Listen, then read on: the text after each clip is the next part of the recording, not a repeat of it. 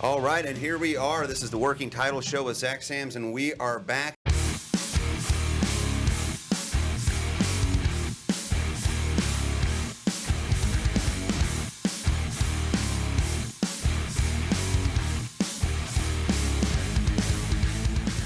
We are back. This is the Working Title Show with Zach Sams, and guys, it's like the end of April. I feel like we hadn't been here in a minute. What do you think? We've been April. Yeah, it's April. It's the 30th. Yeah. Yeah.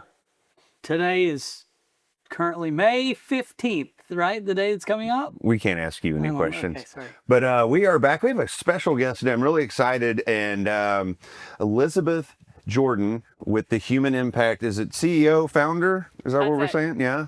And I think some of you will remember that she was on our giving episode back in December. And Elisabeth, give us a little reminder what the Human Impact is and what y'all's mission is. So maybe jog some memories, and then those that didn't catch that episode will know what y'all are up to. Yeah, I call my first 3 years when I was going to the streets of South Dallas my research and development years. I went thinking of homelessness as people were lazy or they had lost jobs and they were there kind of for event-driven reasons. And I ended up discovering that people had a lot of grief that caused their homelessness. They would tell me their origin story of homelessness was oftentimes losing the person who was most important to them. And so we formed a mission of really friendship and relationships, because we believe that people are held in society not just by their finances, but by their relationships. And so we go to the streets and we really do meet people where they are, on curbs, under overpasses. We build trust with them over time. And then we walk this journey of healing with them. So it starts as friendship and it turns into advocacy for the people who want that, which involves a lot of the practical needs that people have, trying to help them, get a job, get that medical issue taken care of. We work with landlords who will house the people that we are walking alongside. Mm-hmm. So that's the heart of it, though, is really friendship and relationship, and that belief that we all need each other to really recover and live our best life. Okay, so for example, I go down there and meet somebody, and what are the touch points? How does that work? I've had a couple experiences like this where you feel terrible leaving, and you're like, well, it's 8:30 at night and I got to get home to the kids, and how do you do that? And how do you also connect with them to follow up? Because a lot of times they don't have phones. What does that look like? Well, we kind of invite people to lower the bar when you think about what it looks like to help someone that you pass on the side of the road, because I think we're used to being hit up for money. And I say that we dehumanize the homeless. We kind of see them as less than human, even though that's hard to admit. But they can dehumanize us when they just look at us as givers of stuff. So what we encourage people to do is, when you encounter someone, to prioritize human connection, which is looking someone in the eye, learning their name. I'll literally write down the names of the people I've met and try to remember them the next time I see them, and really just to have a human conversation. And a lot of times someone will expect I'm here to give them money or give them some stuff. And I'll just say, hey, that's not why I'm here today. I'm just here to get to know you, to have a conversation. Honestly, most people, you would be surprised, are like, thank you for taking the time to look at me. Thank you for taking the time essentially to see me as a person, because the people on our corners are so used to being passed by, because I think we feel awkward and we don't really know what to do. But that simple ability to look someone in the eye, to see them, to put your phone down, it's really, I think in some ways, a lost art. It's something that maybe we do more in our neighborhoods, but when we see someone on the side of the road, we're just not thinking about the simple ways to connect with another person. So you identified Sally, for instance, and she's a new person that you've just met. And so now do you database them, or is there just the connection? There's no... My team has a system that's just kind of on the back end, because we have a lot of different people working and having touch points with our different friends that we've encountered on the streets. So yes, there's a method to how we work, but really the heart of it is trying to know the people. And then as we walk through the advocacy journey, kind of moving from trust and friendship into how can we help you move forward in your life. And something important on that, when I first started going out to the streets, I would look at someone who was struggling with addiction, and I would try to kind of make them be ready to take those steps towards recovery. Well, it never went well because it turns out we can only really change ourselves, right? Is that what you meant? Because earlier you were talking about, as we move to advocacy, you said if they want that. Is that what you're talking about? Because some people might not want That's right. their situation helped, or I don't know exactly, but you mentioned they have to meet you somewhat halfway, I guess, is what you're trying to say. Yeah, what I learned is that someone has to want their life to change. They have to be ready to take the steps that would be necessary to go in a different direction. And it's not because of maybe the stereotypes we have that people aren't ready to do that. A lot of people have tried a lot of times and they've been burned by the system. Or, we have people who they will work for 3 months to get their birth certificate or their ID, and the city will come out and throw all their stuff away. And people get discouraged, they get depressed. Some people are struggling with like an active addiction, but some people just start to use drugs and alcohol to cope with the pain of their lives. And I don't know what human around can't relate to abusing or misusing something to cope with Self-medicating. self-medicating. Sure. So I think that answers your question. Yeah. It's kind of like the alcoholic, they say, has to hit rock bottom before they want to actually improve their lives. So sort of similar context. Having office downtown for 30 years, and you see some corners that are worked by like professionals. They don't really want help, and that's their job. And sometimes they're driven and bussed in, or not bussed in, but taken to the site to, they're like toll takers. Those are not your customers. No. Panhandlers, it can be a business. It is a business. And not everyone who panhandles is not actually unhoused. Absolutely. But some people who panhandle are working it as a business. Yes, for sure there are. I mean, yeah, I can think of some intersections and who the people are. Well, and then there's other people that are unhoused for a day or two, and they desperately want to be that. They've had a bad incident happen. They lost their job. So you're dealing with a wide range of people, aren't you? Yeah, that's a really good point. So when you think about kind of the big picture of homelessness, you have people like you're saying who they lose a job, they have some event that causes their homelessness, a medical issue wipes out their savings, they fall into homelessness, and this is 80% of people who become homeless. They're up and out of the homeless care system in less than a year. They need job training or placement. They need rental assistance for a period of time, but most of them actually never come back into the homeless system. We're actually focused on a subset called the long-term chronically homeless that constitute about 20% of the homeless. And they're the people— But use how much of the services? What someone on the inside told me is 80% of the services.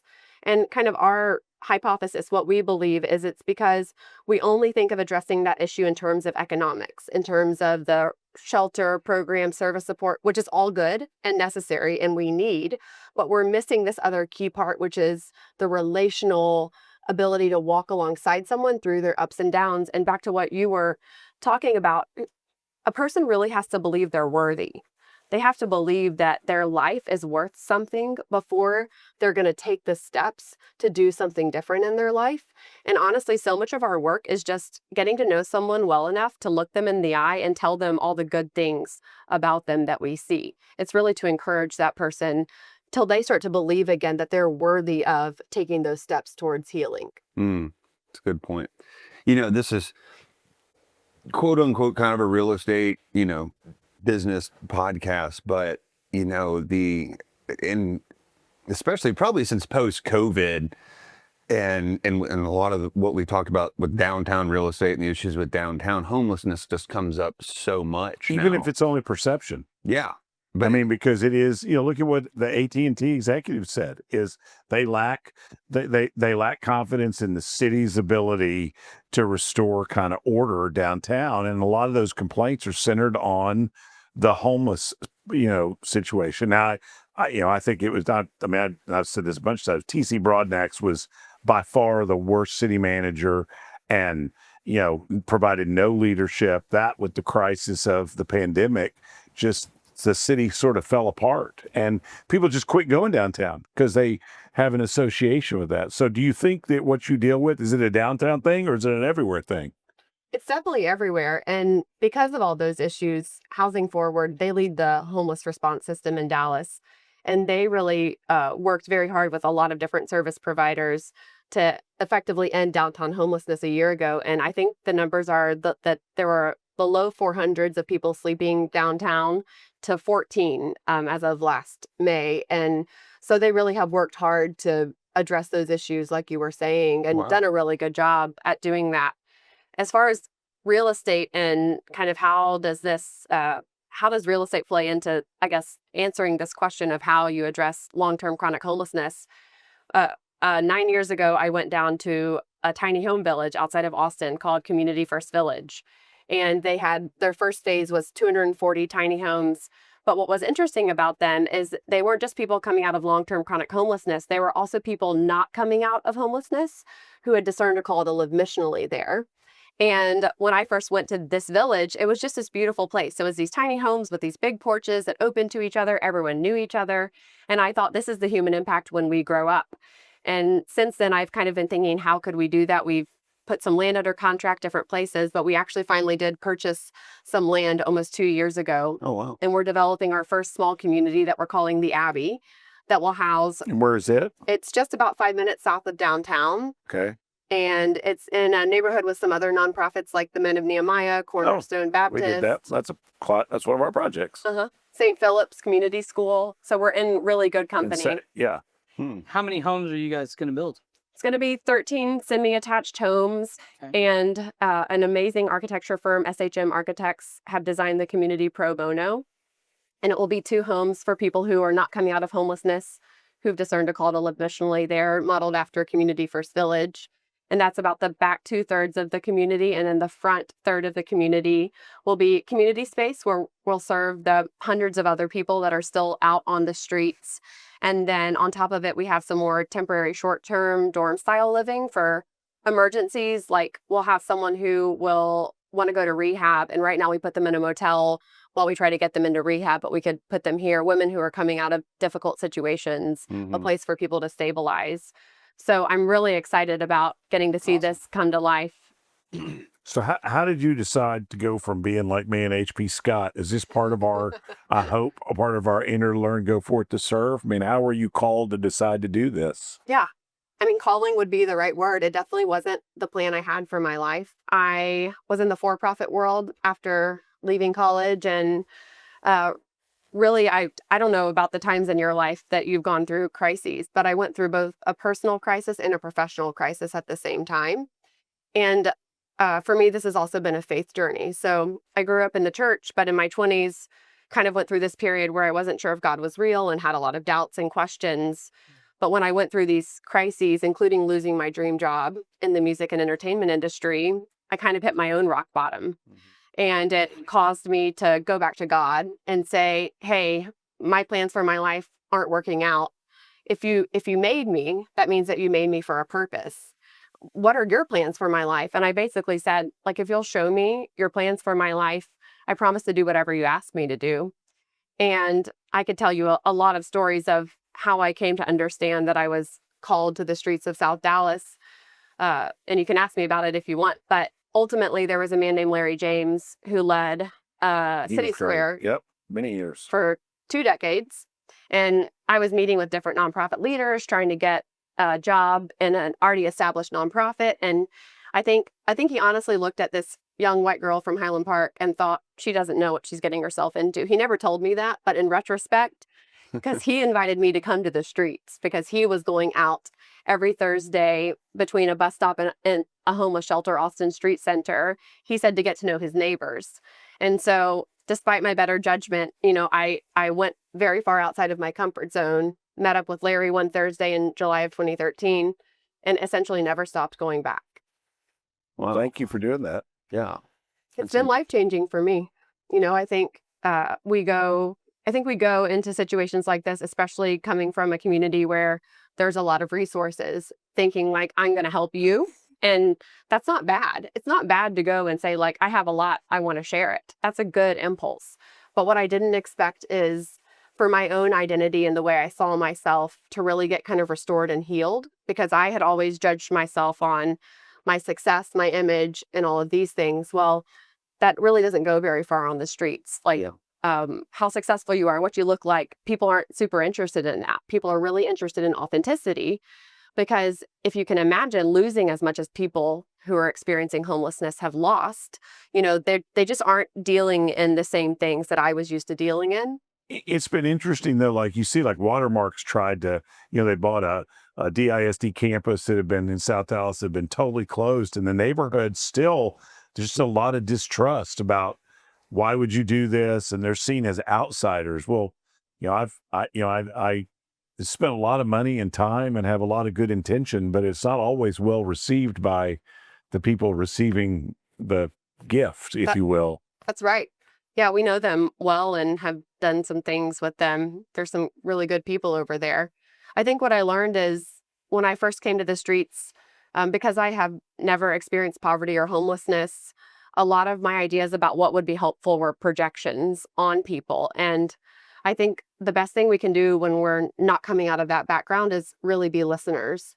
Because my first 3 years, I was able just to listen to people's stories, and I didn't really experience any success in the way that I would term success. And I really had to let go of my version of success and really redefine what it looks like to be successful. And for me, once again, it's really a part of my faith journey, but it's really about, to me, seeing the one person that God puts in front of me every day and choosing to love them.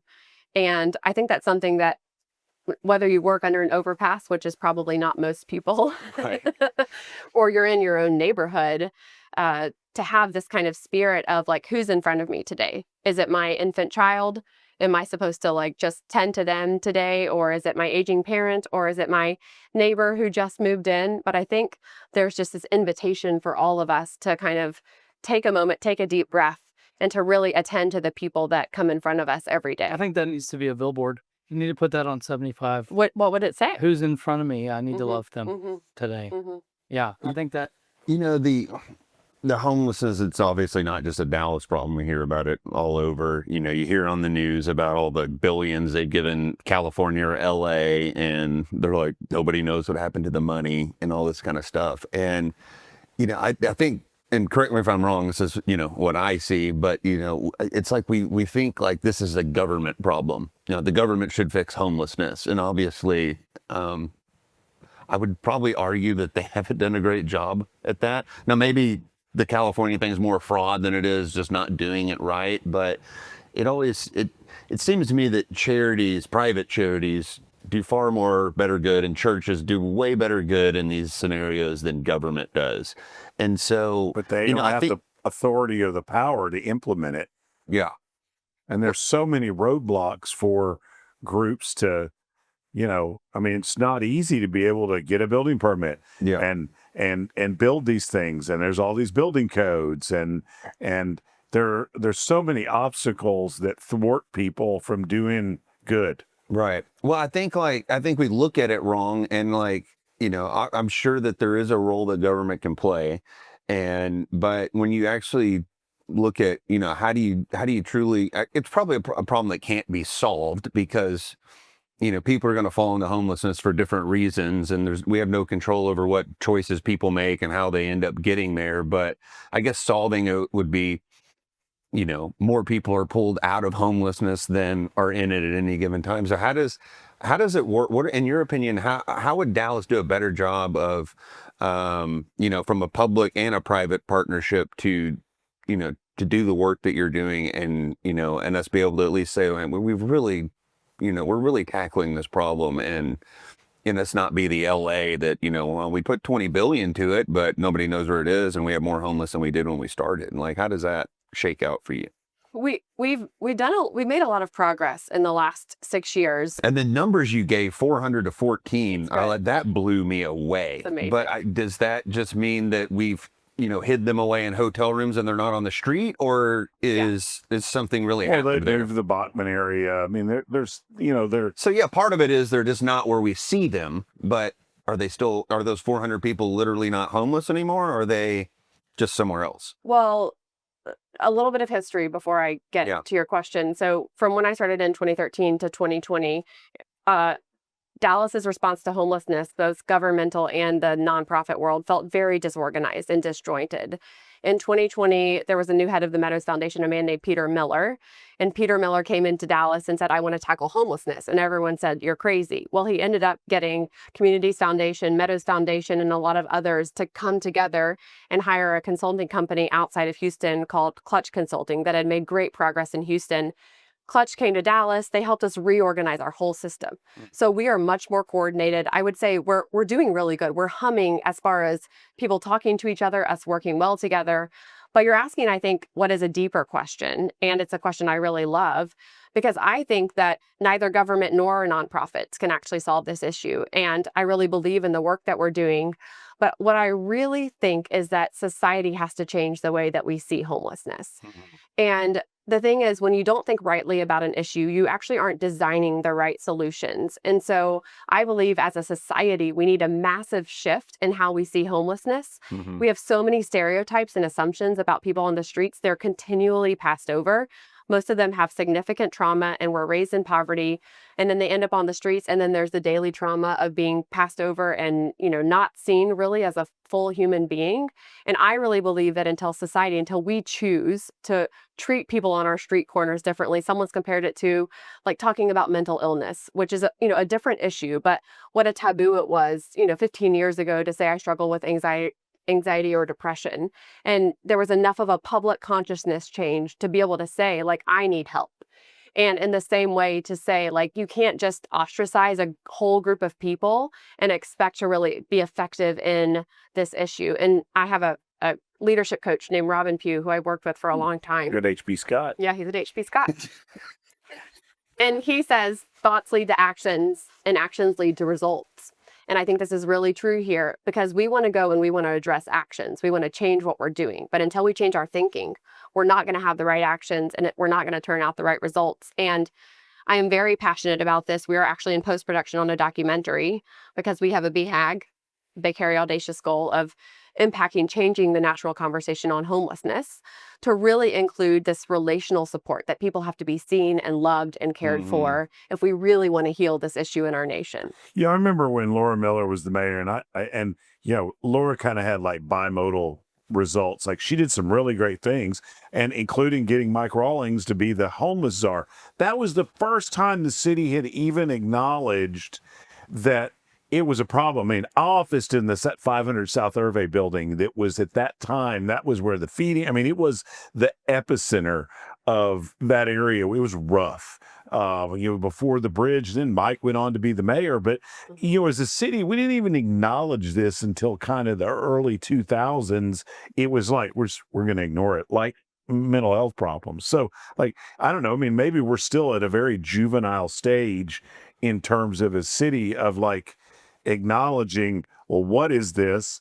And much less, how do we fix it? It's such a big problem, though. Then the Human Impact is a perfect organization to, like you said, it's until you change the hearts and minds of the other people, not the homeless, that like we've talked about in the past, you and I specifically, about when you get engaged with someone that's having issues getting ID, they just got their wallet stolen, they don't have a phone, they haven't showered. Like, where do you take them to take it? Like, there's so many things that are logistically impossible for them that we take for granted every day, like taking a shower. Like, oh, I got a meeting, I got to run and take it. I had a guy that it took me 5.5 hours to get him showered up. And like, we didn't know where to take him. We didn't it was a whole thing. For the take him last up 2 to winters, I've Lakewood? gone down I and thought about it. I've gone down and interviewed some at the public library, which effectively is sort of an emergency place, and you have to people don't want to give their names, but this year I've finally gotten enough people who are willing to talk to you about, they're reluctant to admit they're not doing well. Nobody likes to admit failure very much, even when it's obvious. Yeah, I agree. Here's a question too. Dallas has a housing crisis, whether it's the unhoused or people that are at 80 to 100% AMI, but no one in the city is willing to take affordable housing. And the communities that are the most diverse to it are the ones south of I-30. They do not want affordable housing. So how do we deal with the fact that we have a housing shortage and no one is willing to allow affordable housing. I mean, I think this is the upstream issue that causes homelessness and causes our issues with homelessness. I think the stat that I've most recently heard is we have 40,000 too few affordable housing units. So unless we're willing, to your point, unless we're willing to address the affordable housing crisis that we have in our city, we're going to keep creating homelessness. And it's a symptom of a problem. it is. And, you have, I mean, we have the ability. There's a lot of land that's not expensive. It just happens to be in the South, and people are very upset about it. They would be there. You can't do an affordable housing project in the North largely because the land's just too expensive. But I understand that's viewed, when you view that through a racial lens, that argument, that it's a real estate, but it is a real estate problem. It's a huge real estate problem. I mean, I wish the city would have a more robust means of letting developers pay into a fund where maybe even private developers could use it to do that. But I think this is part of well, yeah, I think this is part of that, acknowledging that people, that we need housing for. I mean, these are teachers and nurses and firefighters, and effectively, we'll go in on a tax credit deal, and the neighbors. I mean, man, talk about getting shot with arrows. Oh, not everybody's for housing except when it's near them. Mm-hmm. It's true. It's true. So, well, I'm glad you see the same connection, because particularly that AMI 60% or lower, these are not people with savings. Their car stops working. They can't get to work. They can't get their kids to school or to daycare. And I think the most tragic thing downtown I see is, these, people with children that are homeless. It's so just tough to see that. Oh, it's awful. I know. And I do wish as a city we could do something to make that possible and easier for people to do and encourage that.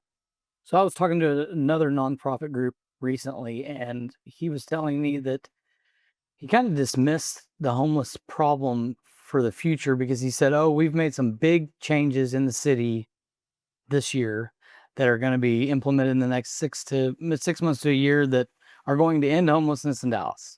Do you have any idea what he's talking about? I have not heard anything like that. I'm going to have to I've do more heard the same research. thing about code enforcement. Yeah. And everything else. I mean, Yeah. talk is cheap. Well, apparently there's a plan being put in place that he said homelessness is going to be a thing of the past. Well, if that happens, then we should talk again, because that would be exciting to talk about. Well, I always wonder, does that mean we just, like I said earlier, are we just not seeing them, or has it really been cured? Let me ask you this. So, you hear about there's a good portion of people that are on the street that that are mentally ill, and that could be a very wide spectrum from I have some anxiety to I'm schizophrenic, and you hear it brought up in the news or different places like, well, we did away with insane asylums, which that word just sounds like but if somebody's literally insane, that's a hard person to get a job for, and so was there a mistake made by fully getting rid of these insane asylum type of places, for lack of a better term? And is that something that needs to be looked at again? That's going to be a good short. Yeah. What else do you? I don't know that's what they were called. I don't know what we call them today. Rehabilitation centers, or it's such a complicated question, because what you're talking about is taking people against their will. Even if you know their will, if they know even if we know their will is not intact. I mean, we've had friendships with people who are literally using the restroom on themselves. They're living in complete squalor. Right. And we would call adult protective services, which is a thing, to come out. But as long as they can talk coherently in that moment, they cannot be taken against their will. Right. So I think it's really like a philosophical moral question. Do we want to be a country that takes people against their will? And you asked this before and circled back to it as we started to talk about. Well, some of those people can be dangerous, right? But they have to do something in order to be at that point taken against their will. So somebody has to be victimized badly or something, which is, so there's, to your say, that's very complicated. Yeah, and it's very person by person. And it's sometimes hard to know, is it a drug or alcohol abuse problem, or is it a true mental illness? It's very complex when you think about the individual person and how we handle things like that. But a question that you had asked and brought back up is, are we just kind of hiding people away? And that's a real legitimate thing. There have been some of the housing developments that we've done that I visited our friends who used to be on the streets that literally feel like we're warehousing people. And, like there's pee in the elevators. It's only people coming off of the streets in a community. And really the best kind of way to house people is in a mixed income, a mixed kind of situation where people are coming from different backgrounds. And those are the most successful ways that we can get people off of the streets and into housing. So there are situations like that. And also there has been some pretty big and new developments in our work the last couple of months. On January 22nd, we were out on the streets and there was it looked like a kind of like a sting operation of, I don't know, 40 cops on the streets. And when I parked, ended up seeing one of our friends and many other people, they had their hands zip tied behind their backs. So the Dallas Police Department has formed a new team called the Hot Team. The hot team. Is that for all the really good looking cops? Tyler, didn't you have their I don't think calendar on you? Yeah, Yeah. I'm thinking Charlie's Angels, like Hot Team. That's exactly it. Nice. How did you know? That's really where I was going with the story. Okay. The So hot yes, team. the- So what's the hot team doing? Yeah, well, besides looking good, they are they basically what they're doing is they're going into encampments and they're rounding people up in the morning and they're zip tying their hands behind their back and then they line them up against a wall and kind of index everybody into the system. And if it's your first time getting round up, you have a choice to either go to shelter or if you refuse shelter, you go to jail. But if it's your second or third time getting rounded up, you're taken straight to detention. And so this has been a really interesting... Where we also don't have room. We don't have room in detention centers. We don't have room at Lou Sterrett. We are straight out of room right now in our jails. And the problem with this approach is that it actually doesn't help end homelessness for people. Yeah, I don't see how it would. So people get rounded up, they get zip tied. In this specific day on January 22nd, there were almost 50 people and they're literally watching the skid steers. What are those? Yeah. They come through and they're destroying all their stuff in front of their eyes. So not only are they zip tied and getting killed, they either have to go to shelter or jail, but they're watching all of their stuff get destroyed. And one of the guys had worked for months on getting his birth certificate. He had just gotten it. And it was in there. It's in there. And so, he said it feels like starting at ground zero of homelessness. And so I think we need to be asking the question, like, what are we really trying to do? Are we trying to get people off the streets? And if we're really trying to get people off the streets, this pushes people way back in the process of actually trying to resolve their homelessness. I think that's not always what they're trying to do. They're trying to make the property owners in that area happy, and it just moves it on. It's much how Dallas deals with bad employees. They have a term for it at the city called pass the trash. They just have to go from one department to the other. They don't get rid of them. And the person that's not good in Department A is often worse in Department B. So, I mean, this is just kind of one of the problems. I do think our city manager now, she lives downtown, but it's this is like, a big ship. It takes a long time to turn it around. And I think morale is slightly better at the city, but there are still lots of employees that don't care. And, I'm just doing my job. And it's all that kind of big picture thinking. It's hard to get a lot of people to buy into, how do I solve affordable housing? How do I solve the homelessness? And a lot of these things are like, they're the same issue. But that's why these podcasts are important, right? If we don't actually have these hard conversations, how are we going to solve them? Like, we need more people to know about them and care about them for the good of the city because... Yeah. I mean, the bond election that coming up for the ISD is important.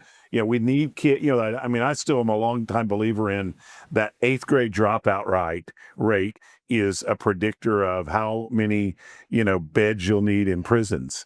And that goes back to maybe the 1930s or something. When the theory still's largely, it's maybe not exactly perfect, but I bet you if you looked at those numbers too, that the number of people who don't have homes, there's probably a correlation to they didn't have a lot of education. Not always, but I just got to believe that's part of the problem. That's right. Most people were raised in under-resourced communities, and there's a saying that goes around. People say, like, anyone could become homeless.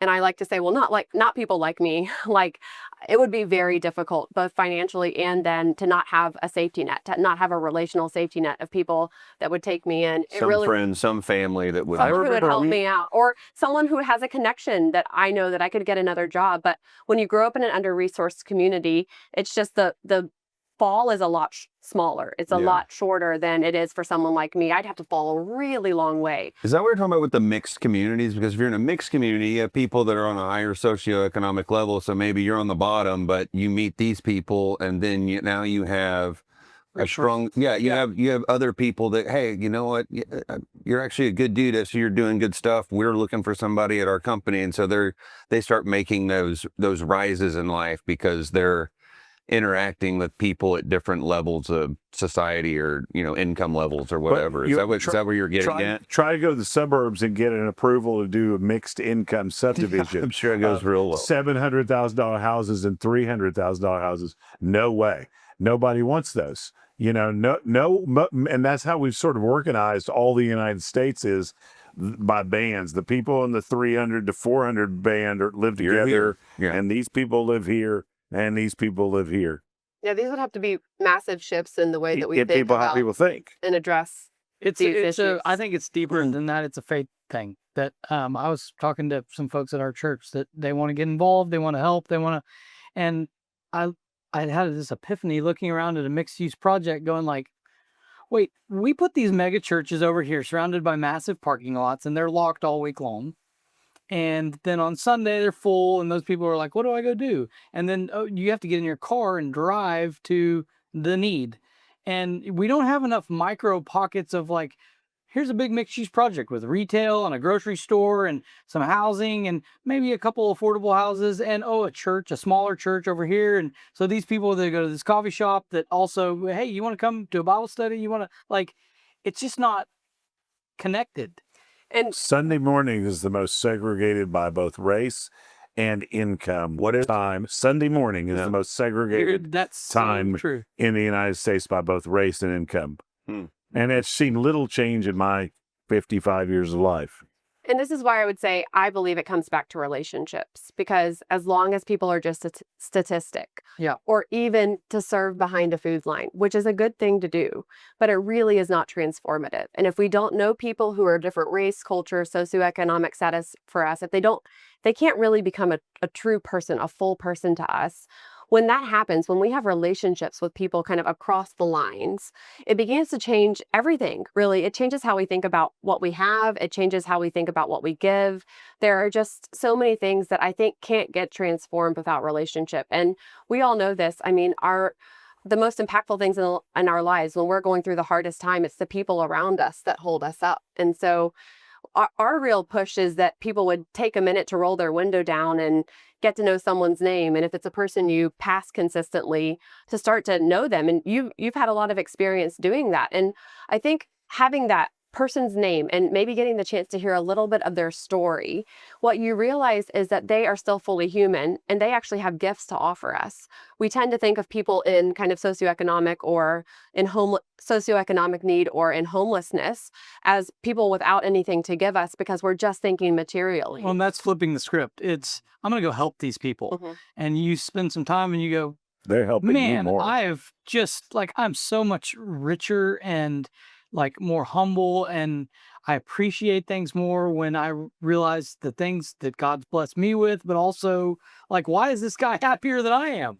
I'm struggling with things that don't matter today, and this guy is singing a tune and he's skipping and he's homeless, and it's just like, wait, maybe my priorities are messed up. So and our kids need to see us do this. Like, we live in such a digital age where they're not connecting as people. They need to know their lives matter. They need to be invited into these stories with us of being able to transform someone else's life and have their lives transformed. I was out on the streets. I've been out on the streets twice this week, and 2 times, it's like a theme this week. People have said essentially like, I don't complain, or I choose not to complain. And there are people who are, living in homelessness. And the first guy I really stopped and said, like, that's a really interesting word choice. Why did you say I don't complain? And he said, well, a year ago, I was on a ventilator for 12 days. And here I am alive. And someone always has it worse than me. And so I choose not to complain. And I just thought like, wow, I really need to learn from you. And what I want to say is, if we could see the men and women on our streets as people that have a wealth to offer us that we really can't get, or at least I can't get with all the financial resources that I have at my disposal, if we could see them as having a wealth that we actually are pretty desperate for in our society, Oh yeah. Mm. and if we could go to them as learners, we would be enriched. Our lives would be enriched and transformed. The lives of our families would be changed. You know, we want to raise kids who as our Highland Park High School, enter to learn, go forth to serve. Yeah. We want to raise kids who are not just looking out for themselves, not just looking out for their tribe, but are looking at the greater good. And I think as parents, if we bring them along when they're children, they really get to see a different way of being. And I'll say it again, they get to know that their lives matter because they live in this high comparison world, and they're always, you know, it's really hard in the social media age to not be comparing yourself, to not be thinking how you live up to others. But when you get out in real life and you meet someone face to face and you have a conversation and you realize you made them smile or they made you smile, your kids get this sense of like, my life matters. And then they get to take that back into their own communities. And then we get to raise kids who, when there's a lonely kid at the lunch table, they've learned how to see people that other people don't see, and they've learned how to extend welcome and an invitation. And so I think kind of crossing these cultural or racial or socioeconomic barriers actually teaches us to be better neighbors in the communities that we live in. And the longer you do it and the more you expose yourself, it's funny when you go back and you sit at the dinner party and these super trivial conversations, I can't take them anymore. I sit there and go like, what are we talking about? Like, this is like your third trip to Cabo in 3 months. Like this, none of this matters. And I want to go back because these guys or gals or whoever, they've got more depth. And I think that's just like, you know, yeah, it's super fun to go to Cabo. I'd love to go, you know, but also That's our new deal. We're going to take all the homeless people in Dallas to Cabo. it's perfect. Yeah. But I think You know what? You bring it up that made me think earlier. I remember my late friend David Kunkel told me when he was police chief and then later city manager in Arlington. Do you know what they told their cops to tell the homeless? Go to Dallas. They'll take care of you there. And I believe still suburban cities do that. That's what they believe. Well, Chicago buys one-way tickets to Honolulu. Yeah. And they send them straight to Hawaii. And Are you serious? I'm serious. well, Put me on a Southwest flight to Honolulu. what I wanted Better to say weather. is like, one thing I think people need to know is like, you're made for this. Like, you're actually made to cross these barriers or step out of your comfort zone and take a risk. And it's actually going to be so fulfilling. And some of the worries that you have when you actually kind of go farther than you've gone before and you get fulfilled, they're going to kind of quiet because you can't help but talk to someone who's appreciating just the fact that they woke up today and they roll out of a tent and not go back to your own home and think differently about the things you wish you had. You just can't. What are some misconceptions? So, you know, people might feel like, you know, I don't want to roll down my window and give money to this person because they're probably scamming me. Or, I watch the news and I see the psychotic homeless person kill the person on the subway. And so they're, I don't think anybody's wrong to want to protect themselves or not put themselves in a bad situation. So how do you square that with people and how could they, if they're thinking I'd like to do this, but I don't know how to do it. And, I don't want to put myself in a bad situation, or I don't want to, get scammed. Like, do you have any thoughts there? Yeah, I like to encourage people to treat someone on the streets like a regular stranger. And when you're thinking about how you just approach a person in general, we have a couple of steps that we walk through that we're unconscious of. And they're steps like looking someone in the eye. And if you look me in the eye back, that's an indication that maybe there's a chance for connection. So if someone looks me in the eye, the next step I'll take is to say like, hello, or how are you? If they respond, Smile at them. if they respond to that, then I'll say, is now a good time to come over and talk to you? I'll ask for permission to enter that person's space, because a lot of the violence that happens is because someone feels threatened or afraid, or maybe they are struggling with a mental health issue and you kind of just invaded their privacy or their space. And really, I say that we kind of lose our regular brain when we are thinking about homelessness, but you know how to do this. It's really actually very intuitive if you can just think about the way you would treat any stranger, and you would just sort of assess generally, is this person warm? Are they ready to have a conversation with me? Is it a good time to have a conversation with someone else? And then kind of if you get there, if you get that far where going to be talking to someone, I encourage people to like take a seat on the concrete, kind of like get on someone else's level and just be willing to have kind of an eye-to-eye, face-to-face conversation with someone. There's a lot of respect and dignity that comes in kind of just being right where someone else is. And if they're kind of quieter, but you know that they want you, you can start to talk about yourself. I'll say like, hey, I have 3 kids, or I grew up in Dallas, or, you know, when the Cowboys are playing, like they lost again, crap, you know, like all those kinds of things. That part's easy to say. Yeah. Is it easier to make them better or end homelessness? They're both very hard things. Yeah, exactly. Might be easier in homelessness. Oh, you can tackle that next. That would be great. Pun intended. Yeah. Yeah. Football joke. I was. Well, I think that's helpful. We're at time, but thank you so much for coming on and sharing. And thank you for all you're doing for the community. You definitely get the good HP Scott Award. You really are going out and serving. It's nice to see. Thank you. Thank you. If somebody's from HP, they have to sit over there at Dallas. If you're in the nosebleed part of the world, you have to sit over here. Wichita Falls, Argyle, Denton. Yeah. Y'all are Westerners. Yeah. And can I tell people how to learn more about us? That's exactly where I was going. Tell us how to wow. find you and how if somebody wants to get engaged, how they do that. You can find her right there. Hey. What if you're not here? Okay. Oh. That joke wasn't that good. It We'll was leave so jokes good. to Dallas. Cut. I mostly only laugh at my own jokes, so I think jokes like that are funny. Thank you. You're welcome. I appreciate it. You can go to thehumanimpact.org and learn a lot about us that way. You can follow us on any social media platform at The Human Impact. You can follow me at Elisabeth Jordan. I'm Elisabeth with an S. We are really trying to give people a lot of these tips and tricks of how to engage and how to think about this issue in kind of short form content. Like I said, we're working on a documentary and a community. When does that come out?